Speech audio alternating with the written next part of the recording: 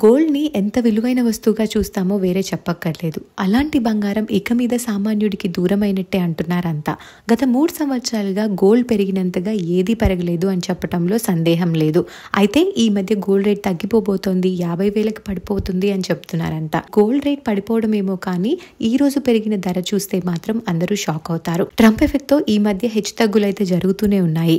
గత వారం రోజుల్లో కూడా 2 సార్లు తగ్గి 3 సార్లు పెరిగింది. వరుసగా తగ్గిన తర్వాత బంగారం ధర ఈ రోజు ఆల్ టైమ్ హైని హిట్ చేసింది.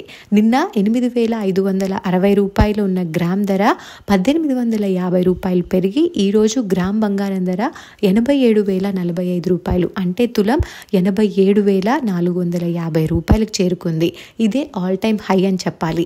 ఈ పరిస్థితే కొనసాగుతుందా? ఇయర్ ఎండింగ్కి గోల్డ్ 1 లాక్కి చేరుతుందా, లేదంటే అనలిస్ట్ చెప్పినట్టు భారీగా పడే అవకాశం ఉందా అనేది ఎవరికీ తెలియట్లేదు. ఇప్పుడు గోల్డ్ కొనాలా లేక వెయిట్ చేయాలనే సందేహం కూడా చాలా మందికి ఉంది.